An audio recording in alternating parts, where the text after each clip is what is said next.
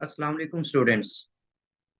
आज हम second year class का चैप्टर नंबर फर्स्ट स्टार्ट करने जा रहे हैं, जिसका लेक्चर नंबर 1 है। और इस लेक्चर के अंदर हम फंक्शन के बारे में सीखेंगे। फंक्शन का बेसिक कंसेप्ट क्या है, इसको हम आज के लेक्चर में स्टडी करने वाले हैं। तो स्टार्ट करते हैं हम इसको। फर्स्ट ऑफ ऑल, इसके इंट्रोडक्शन के अंदर फंक्शन की a little bit of history को देखते हैं। The term function was recognized by a German mathematician, Leibniz, to describe the dependence of one quantity on another। मतलब सबसे पहले जो फंक्शन का वर्ड है ये यूज किया था एक जर्मन मैथमेटिशियन लिबनिज ने। ये फंक्शन उसने फंक्शन का वर्ड जो है ये कहां पर यूज किया था? To describe the dependence of one quantity on another. मतलब ऐसी काफी सारी चीजें हैं हमें मिल जाती हैं जहां पर एक रियल लाइफ के अंदर कि जहां पर एक चीज दूसरी चीज के ऊपर डिपेंड कर रही होती है। ठीक है, एक क्वांटिटी जो होती है वो दूसरी क्वांटिटी पर डिपेंडेंट होती है। फॉर एग्जांपल, जैसे इसकी बहुत सारी एग्जांपल्स हैं, तो चंद एग्जांपल्स के जरिए से इस कॉन्सेप्ट को हम समझने की कोशिश करते हैं। फॉर एग्जांपल, फर्स्ट एग्जांपल में मैं सपोज कर लेता हूँ कि एक हमारे पास स्क्वायर है। ये हमारे पास एक स्क्वायर है और इसकी साइड हम सपोज कर लेते हैं कि इसकी साइड है एक्स। तो स्क्वायर में सारी साइड्स इक्वल होती हैं। अगर एक साइड को हम एक्स सपोज कर लें तो बाकी सारी भी है वो एक्स के इक्वल होंगी। तो एरिया ऑफ स्क्वायर की बात अगर हम करें तो एरिया ऑफ स्क्वायर किसके इक्वल होता है? जी, स्क्वायर का एरिया होता है जी लेंथ इंटू विड्थ, मतलब x into x, that is equal to x square. तो अगर हम इस स्क्वायर को एरिया को देखें तो ये एरिया डिपेंड कर रहा है स्क्वायर की साइड के ऊपर। मतलब जिस तरह की साइड होगी उसी तरह का आपको एरिया मिलेगा। अगर हम साइड स्मॉलर लेंगे तो एरिया भी हमें स्मॉलर मिलेगा, क्योंकि वो छोटा स्क्वायर बनेगा। और अगर हम साइड बड़ी लेंगे तो वो बड़ा स्क्वायर बनेगा, तो उसका एरिया भी लार्जर होगा। जैसे मिसाल के तौर पर अगर हम एक्स की वैल्यू 2 पुट कर लेते हैं, मतलब एक ऐसा स्क्वायर लेते हैं जिसके अंदर साइड की लेंथ जो है वो 2 है, तो उस सूरत में 2 का जो स्क्वायर है वो 4 होता है, इसीलिए उस स्क्वायर का एरिया हमें 4 मिल जाएगा। सिमिलरली अगर हम एक्स की वैल्यू 3 ले लेते हैं तो ऐसा स्क्वायर जिसकी साइड 3 हो उसका एरिया हमें 9 मिलेगा, क्योंकि 3 का स्क्वायर 9 होता है। सिमिलरली अगर हम एक्स की वैल्यू 4 ले लेते हैं तो उस सूरत में एरिया की वैल्यू हमें 16 मिलेगी। तो अब देखें आप, यहाँ पर हम एक्स को वैल्यू देते जा रहे हैं और आपको बदले में एरिया की वैल्यूज मिलती जा रही हैं। अब वो जो एक्स को आप वैल्यू दे रहे हैं, वो कोई सी भी वैल्यू आप दे रहे हैं, जैसे 2 3 4 आपने दी, तो लाजमी नहीं है इस तरह की वैल्यूज दें, आप पॉइंट्स में भी दे सकते हैं। मतलब एक ऐसा स्क्वायर जिसकी साइड 1.5 हो तो उसका स्क्वायर भी आप फाइंड आउट कर सकते हैं। तो यहां से हमें पता चला कि ए जो है वो डिपेंड कर रहा है एक्स के ऊपर, जो साइड है स्क्वायर की ये उसके ऊपर डिपेंड कर रहा है। तो अब लिबनीज ने यहाँ पर ये कहा था कि ये जो एरिया होगा ये फंक्शन होगा एक्स का। और इसको नोटेशनली हम यूं राइट करेंगे, area is a function of variable x that is defined as x square. ठीक है, तो अब आपने यहां पर देखा कि आपके पास 2 क्वांटिटीज हैं, एक लेंथ है दूसरा एरिया है। तो उसमें जो एरिया है वो लेंथ के ऊपर डिपेंड कर रहा है। सिमिलरली इस तरह की कुछ और इक्वेशंस भी हम देख सकते हैं। अगर एरिया की ही बात करें तो अगर सपोज कर लें कि आपके पास एक सर्कल है, इस सर्कल का रेडियस जो है वो हमारे पास आर के इक्वल है। तो अगर हम इस सर्कल के एरिया की बात करें तो ये इक्वल होता है पाई आर स्क्वायर। ठीक है, area of circle is pi r square. यहाँ पर पाई जो है ये एक फिक्स्ड नंबर है, एक कांस्टेंट है। तो इसका मतलब है कि सर्कल का एरिया रेडियस पे डिपेंड करता है। अगर रेडियस स्मॉलर होगा तो आपको एरिया भी स्मॉलर मिलेगा। तो डिफरेंट वैल्यूज आप रेडियस की पुट करते जाएं तो आपको डिफरेंट एरियाज मिलते जाएंगे। तो यहां पर हम ये कहते हैं कि area of circle is a function of radius r, that is pi r square. ठीक है, नोटेशनली हम इसको इस तरह से डिस्क्राइब कर सकते हैं। इसी तरह एक और एग्जांपल अगर आप देखें तो क्यूब जो होता है, क्यूब क्यूब क्या होता है? इस तरह की जो 3 डायमेंशनल शेप है इसको हम क्यूब का नाम देते हैं। ये आपके पास एक क्यूब है तो अगर हम क्यूब के वॉल्यूम की बात करें, तो क्यूब का जो वॉल्यूम होता है ये होता है लेंथ। सपोज कर लें इसकी क्यूब में तीनों चीजें इक्वल होती हैं, लेंथ भी एक्स है, विड्थ भी एक्स है, और इसकी हाइट भी एक्स है। इसलिए इसका जो वॉल्यूम है वो आपके पास बनेगा, लेंथ विड्थ और हाइट को मल्टीप्लाई करेंगे तो एक्स क्यूब बन जाएगा। तो volume of cube depends upon side x. ठीक है। तो ये डिफरेंट हमने एग्जांपल्स देखी जिसमें एक क्वांटिटी जो है वो दूसरी क्वांटिटी के ऊपर डिपेंड कर रही है। तो यहाँ पर अगर हम इसको सपोज कर लेते हैं कि ये जो एरिया है और लेंथ है, ये वेरिएबल दो डिफरेंट सेट्स में से हम ले रहे हैं। जो वैल्यू जैसे हम सपोज करते हैं ना, ये स्क्वायर वाला एरिया था, तो इसमें सपोज करते हैं कि लेंथ आप इस सेट में से पिक कर रहे हैं। यहाँ पर सारे नंबर्स पड़े हुए हैं, 1 2 3 4 5 6 अप टू सो ऑन। और इसी तरह जो आपको बदले में एरिया का आंसर मिलता है वो आप इस सेट के अंदर डाल देते हैं, 1 2 3 4 5 6 7 8 और 9। अब यहाँ पर आप देखें कि ये एक सेट एक्स है, इसमें से आप लेंथ को पिक कर रहे हैं, और ये एक दूसरा सेट ए है जिसके अंदर वो जो उस लेंथ के कॉरस्पॉन्डिंग एरिया निकलता है वो इस सेट के अंदर निकलता है। तो यहाँ से जब आप कोई भी वैल्यू एक्स की पिक करेंगे, कोई भी एक्स की वैल्यू उठाएंगे, तो उस पर आप एक रूल बना देते हैं, एक असूल बना देते हैं कि आपने उसका स्क्वायर लेना है। जो वैल्यू भी पिक करनी है उसका आपने स्क्वायर लेना है। तो इसका मतलब है कि वन को जब आप वैल्यू असाइन करेंगे तो वन का स्क्वायर चूंकि वन होता है, तो ये वैल्यू इसको असाइन कर देंगे। इसी तरह टू का स्क्वायर जो है वो फोर होता है, तो टू को हम फोर असाइन कर देंगे। थ्री को आप नाइन असाइन करेंगे, तो इसी तरह फोर को 16 असाइन करेंगे, फाइव को 25 असाइन करेंगे।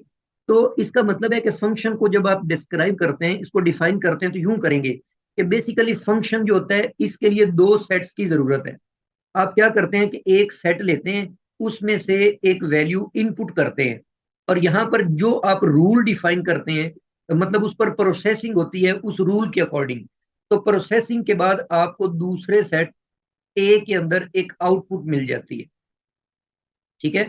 तो इसका मतलब ये हुआ कि आपको एक फंक्शन डिफाइन करने के लिए तीन चीजों की जरूरत है।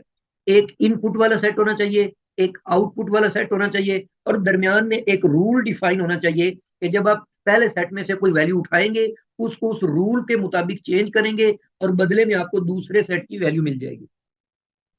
तो इसी चीज को जहन में रखते हुए हम फंक्शन को डिफाइन करते हैं। जी, फंक्शन को आप इस तरीके से डिफाइन करेंगे कि a function f from set x to set y is a rule that assigns to each value x of capital X a unique element y of Y.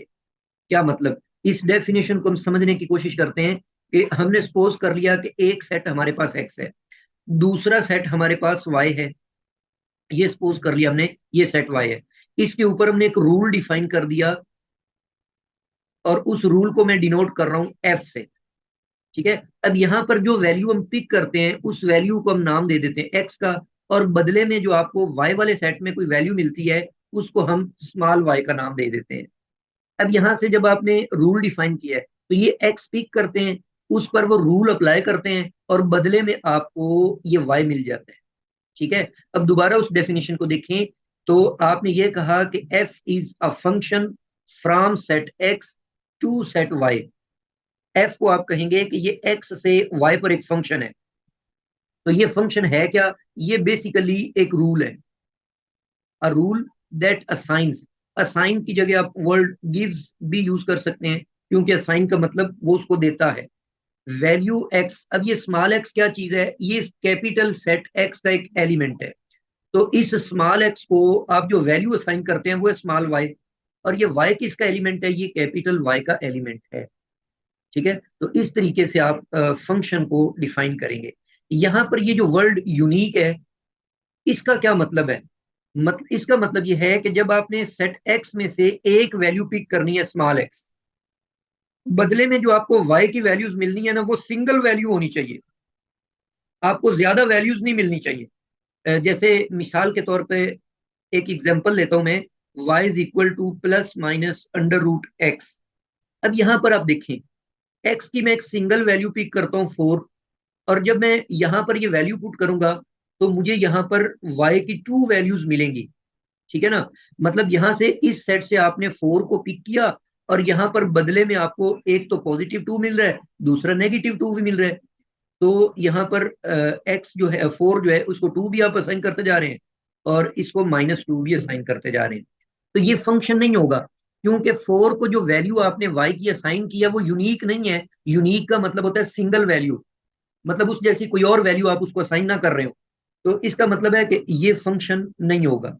तो यहाँ पर यूनिक का ये मतलब है कि x की एक सिंगल वैल्यू लेनी है, बदले में आपको जो y मिलने हैं वो भी सिंगल वैल्यू हो, वो कोई दो डिफरेंट वैल्यूज ना हो, ठीक है। तो इसको हम बोलते हैं फंक्शन। ये फंक्शन की डेफिनेशन है। अब इसके लिए जो नोटेशन इस्तेमाल करते हैं फंक्शन के लिए, कि फंक्शन को लिखने का क्या तरीकेकार है, उसको बेसिकली हम इस तरह से लिखते हैं कि यहाँ से इस सेट में से आपने x स्मॉल x उठाया और यहाँ पर बदले में आपको y मिला। तो बेसिकली ये हुआ कैसे, मतलब एक फंक्शन था, सॉरी एक वैल्यू थी सेट x की x, उस पर आपने रूल को अप्लाई कर दिया, उस फंक्शन को अप्लाई कर दिया, बदले में जो आपको वैल्यू मिली है वो स्मॉल वैल्यू y है, ठीक है। अब इसको यूं लिखने में यूं भी लिखते हैं कि y is equal to f of x। Basically जैसे पीछे हमने लिखा था a is equal to x square, तो यहाँ पर यूं आप इसको लिखेंगे y is equal to f of x, का मतलब है x पर डिपेंड करने वाला फंक्शन। तो वहां पर हमने लिया था y is equal to x square. ये आपके पास एक फंक्शन है, ठीक है। पढ़ने का तरीका क्या है, y is equal to f of x, इसको हम इस तरीके से पढ़ते हैं, ठीक है। और ये जो फंक्शन को डिफाइन करने का तरीका है, ये वाला लिखने का तरीका या इसकी जो नोटेशन है, ये सबसे पहले एक स्विस मैथमेटिशियन था आइलर, ये तरीकेकार उसने यूज किया था सबसे पहले वाई की फंक्शनल वैल्यूज को लिखने का। अच्छा, अब यहाँ पर कुछ और बातें भी हैं, जैसे y is equal to x square function आप ले रहे हैं, तो यहाँ पर जब आप एक्स की वैल्यू 2 पुट कर देते हैं, बदले में आपको वाई की वैल्यू मिलती है 4। तो बेसिकली यहाँ पर इनके हमने ये नाम रखे हुए हैं कि जैसे आप y is equal to f of x एक फंक्शन है। अब ये जो वैल्यू आप इसको देंगे, जो इनपुट होगा, इसको आप बोलते हैं प्री इमेज। जो x की वैल्यू होगी, जो इनपुट होगा जिसको हम पुट करेंगे, उसे आप कहेंगे प्री इमेज। और जो बदले में आपको y मिलना है, जो y की वैल्यू मिलनी है, उसे आप कहेंगे इमेज, ठीक है। तो ये आपके पास x की वैल्यू प्री इमेज होगी और बदले में आपको जो y मिलेगा वो इमेज होगा। जैसे ऊपर वाली मिसाल में आपने x पुट किया है 2, तो 2 प्री इमेज है और 2 का जो इमेज आपको मिला है वो 4 है, ठीक है। 2 आपके पास प्री इमेज और y आपके पास उसका इमेज। अच्छा, दूसरी बात, यहाँ पर जो आप सेट इस्तेमाल कर रहे हैं, मतलब पहला सेट x है जिससे आपने फंक्शन को डिफाइन किया हुआ है, और दूसरा सेट जो है वो आपके पास y है जिसकी आउटपुट के तौर पर आपको वैल्यूज मिल रही हैं। इन सेट्स के भी हमने डिफरेंट नेम्स रखे हुए हैं। मतलब जैसे सपोज कर लें कि ये आपके पास सेट x है और ये आपके पास एक सेट y है, और आपने इसके ऊपर एक फंक्शन डिफाइन कर दिया हुआ है f। अब सपोज कर लें कि ये जो x सेट है ना, ये आपके पास है सेट ऑफ इंटीजर्स, या सेट ऑफ इंटीजर्स के बजाय ना आप डायरेक्ट ये कह दें कि ये रियल नंबर्स का सेट है,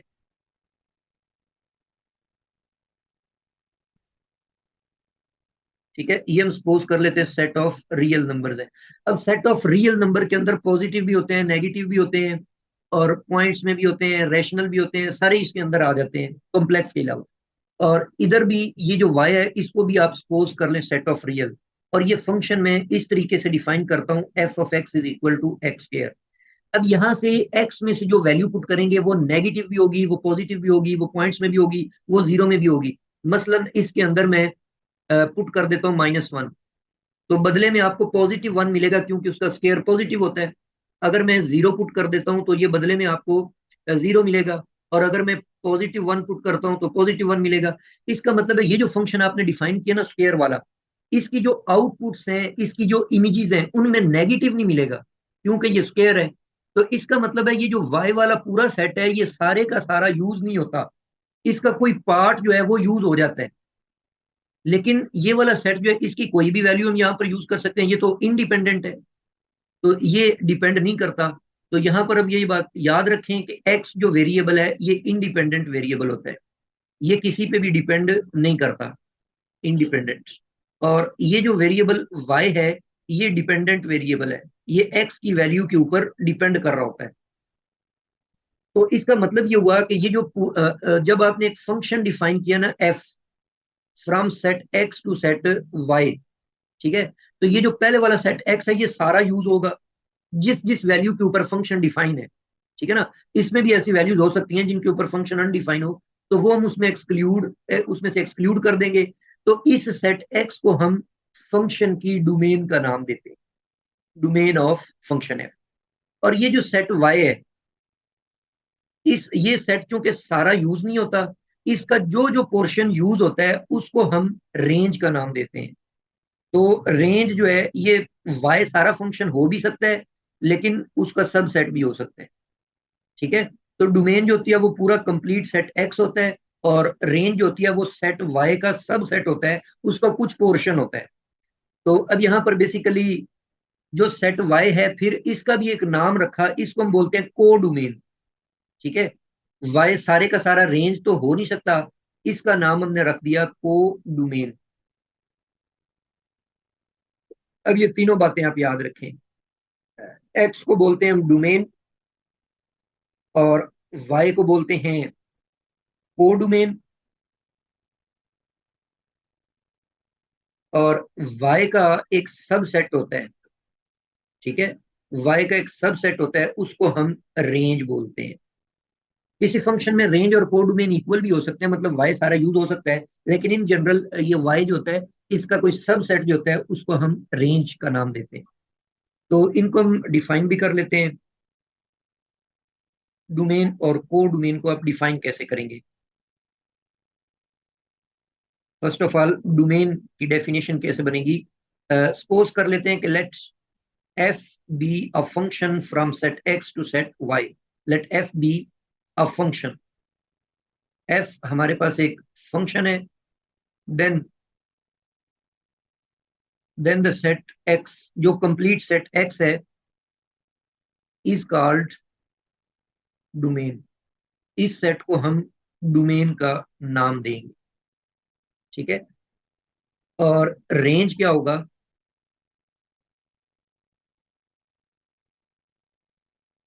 रेंज कैसे करेंगे जी, फर्ज कर लें कि लेट्स f हमारे पास एक सेट सॉरी f हमारे पास एक फंक्शन है, f be a function,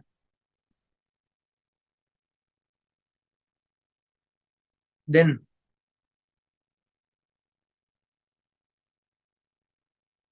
a subset of y consisting of those values which are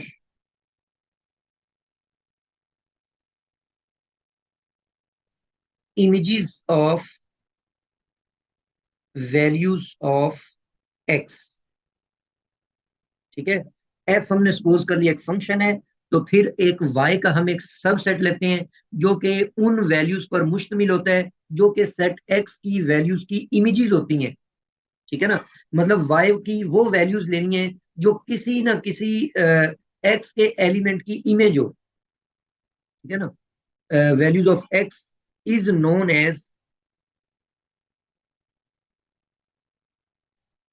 as range of f, ठीक है। मिसाल जैसे वो प्रीवियस एग्जांपल हमने ली है कि ये सेट x आपके पास है, और ये भी सेट ऑफ रियल नंबर है सपोज कर लिया हमने, और ये भी आपके पास सेट y है और ये भी सेट ऑफ रियल नंबर्स है। इनके ऊपर आपने एक फंक्शन डिफाइन किया, और फंक्शन कैसा डिफाइन किया हुआ है, F of x is equal to x square. अब ये तो सारा डोमेन हो गया, जो एक्स वाला सेट है ये सारा आपके पास डोमेन है, और ये वाला जो सेट वाई है अब ये सेट ऑफ रियल है। अब स्केयर करने से हम पॉजिटिव वैल्यूज लेंगे, मतलब यहाँ पर जो वैल्यू भी आप इसको असाइन करेंगे तो ये पॉजिटिव होगी या फिर जीरो होगी, मतलब नॉन नेगेटिव होगी। तो ये जो नेगेटिव नंबर आएंगे इस सेट के वो तो किसी भी एलिमेंट की इमेज नहीं बनेंगे। मतलब आप कोई भी ऐसा नंबर यहाँ पर पुट कर लें जैसे -2 है तो बदले में तो आपको पॉजिटिव ही मिलना है, नेगेटिव तो किसी की इमेज बनेगी नहीं, तो इसलिए हम रेंज के अंदर नेगेटिव को इस्तेमाल नहीं करेंगे। तो इस फंक्शन की जो रेंज होगी, डोमेन तो सारा सेट ऑफ रियल नंबर है, रेंज जीरो की, चूंकि जीरो पुट करते हैं तो जवाब जीरो आ रहा है, तो जीरो तो शामिल होगी उसके अंदर, लेकिन नेगेटिव शामिल नहीं होंगे, इसलिए इसकी रेंज क्या होगी, सारे के सारे नॉन नेगेटिव रियल नंबर्स। तो ये बच्चों इसकी रेंज होती है। ठीक है, तो ये आपके पास कंसेप्ट है फंक्शन का, उसकी डोमेन क्या होती है, उसकी रेंज क्या होती है।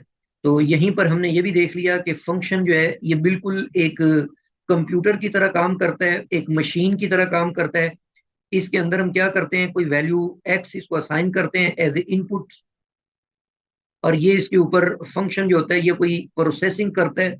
प्रोसेसिंग से मुराद यहाँ पर हम रूल डिफाइन करते हैं, उस रूल के अकॉर्डिंग आपको एक नई वैल्यू y मिल जाती है एज ए आउटपुट।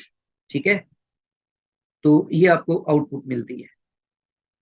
तो इनपुट, तमाम इनपुट वैल्यूज जो होती हैं वो मिलकर एक सेट बनाती हैं जिसको हम डोमेन कहते हैं, और तमाम आउटपुट वैल्यूज जो हैं वो मिलकर एक सेट बनाती हैं जिसको हम रेंज का नाम देते हैं। जी, ये हमारा फर्स्ट लेक्चर था। तो इसके अंदर हमने फंक्शन के बेसिक कंसेप्ट्स को देखा। अब फर्दर जो नेक्स्ट लेक्चर है उसमें भी कुछ बेसिक कंसेप्ट्स को देखेंगे, उसके बाद हम एक्सरसाइज 1.1 स्टार्ट करेंगे। तब तक के लिए अल्लाह हाफिज।